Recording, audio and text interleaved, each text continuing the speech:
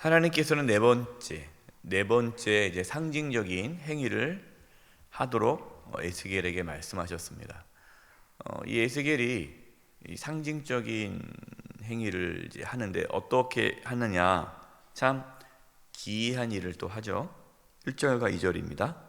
너 인자야, 너는 날카로운 칼을 가져다가 삭도로 삼아 내 머리털과 수염을 깎아서 저울로 달아 나누어 두라.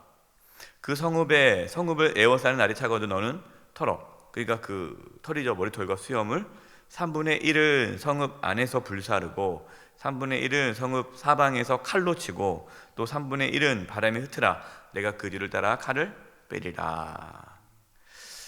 하나님께서는 이제 날카로운 칼을 가져다가 그거를 이제 삭도로 삼아서 머리털도 밀고 수염도 깎으라는 거예요.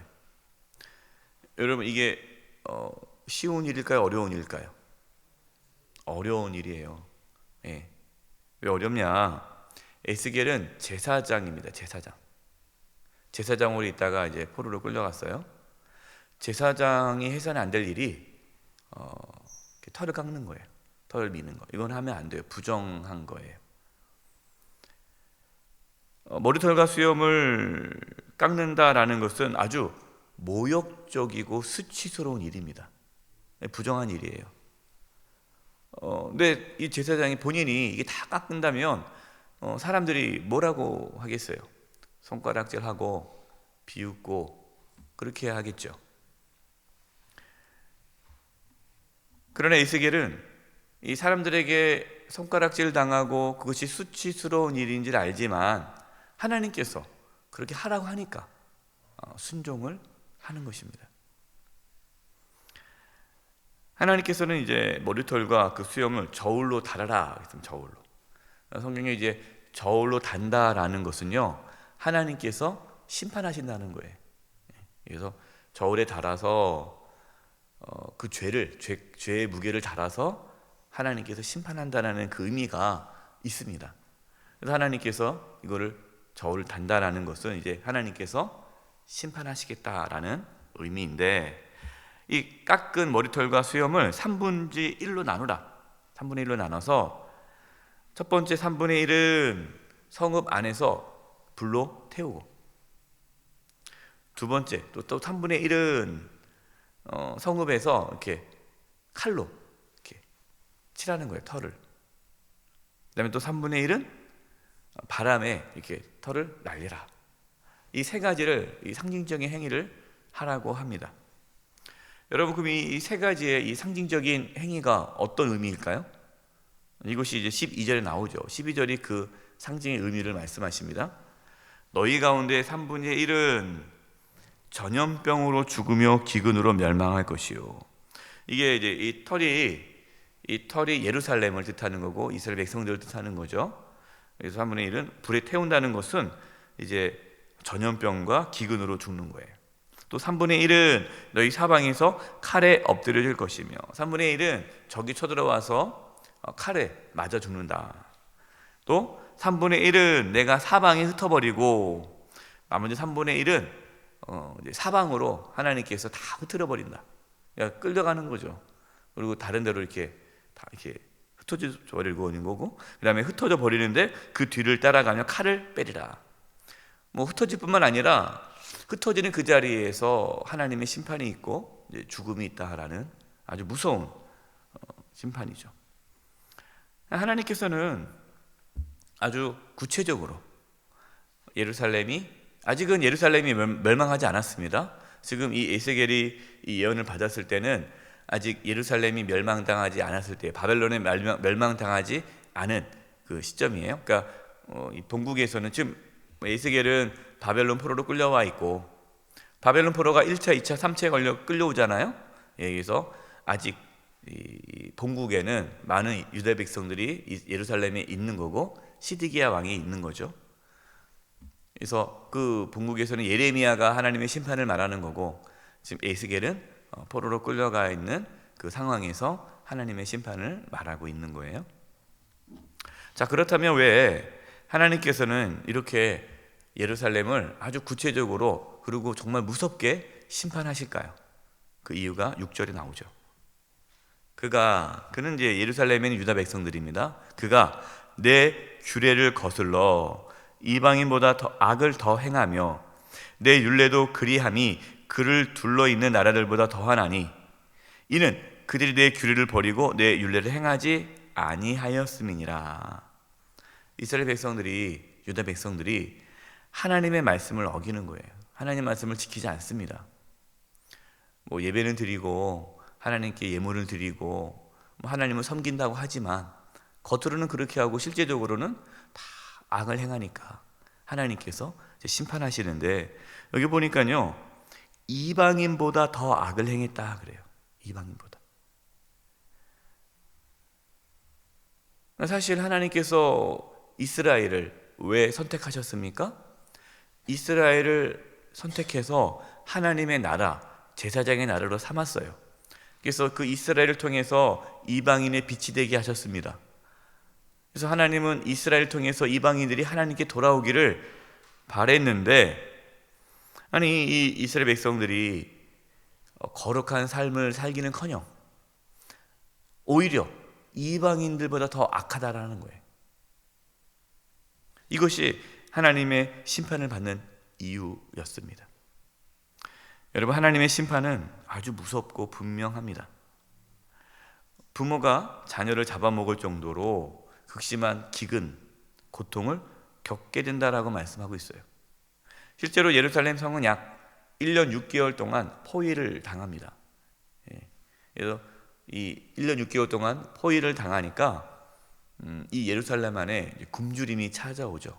그래서 어쩔 수 없이 이제 항복을 하게 되는데, 실제로 성경에는 예루살렘 안에서 이러한 일이 일어난지는 표시는 안 돼 있지만 북이스라엘이 멸망당했을 때 그때 어떤 일이 있었냐?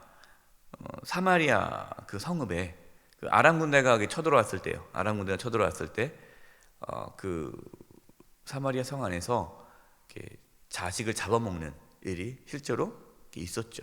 성경에도 기록되어 있습니다. 그러니까 얼마나 이게 끔찍하고 무서운 일이에요. 예.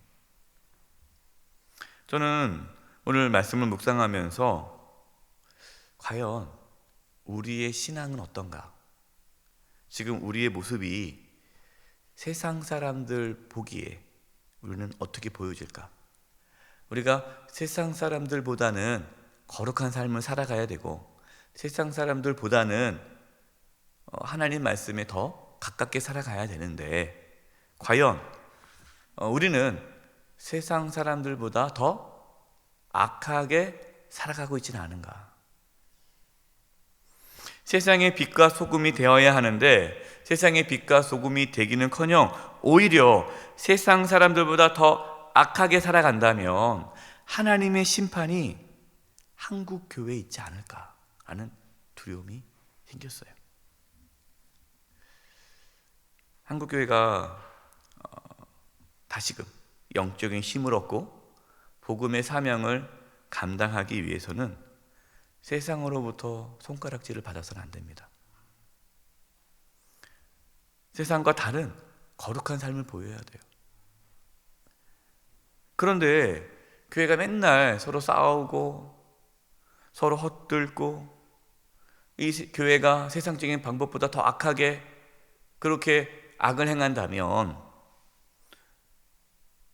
어떻게 하나님의 심판을 피할 수 있겠습니까? 저는 말씀 묵상하면서 두렵더라고요. 14절과 15절입니다.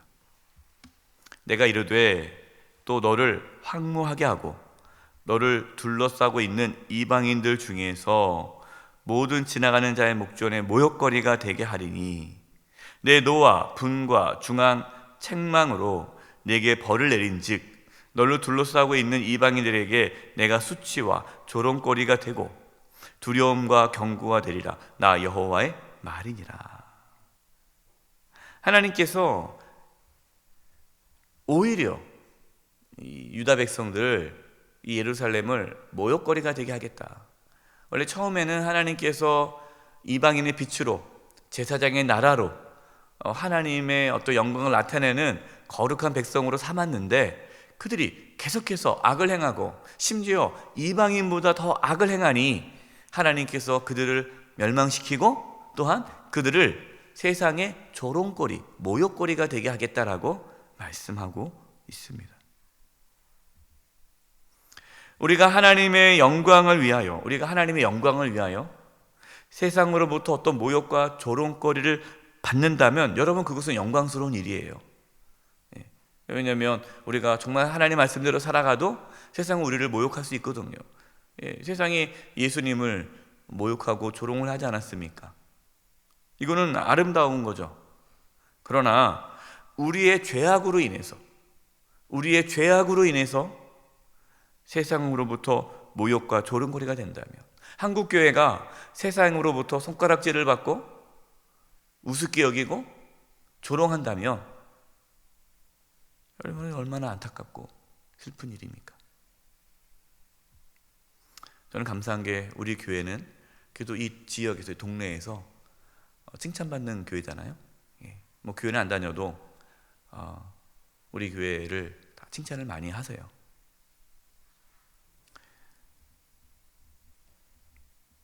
이 한국교회가 세상으로부터 모욕과 조롱거리가 되지 않기를 간절히 바랍니다.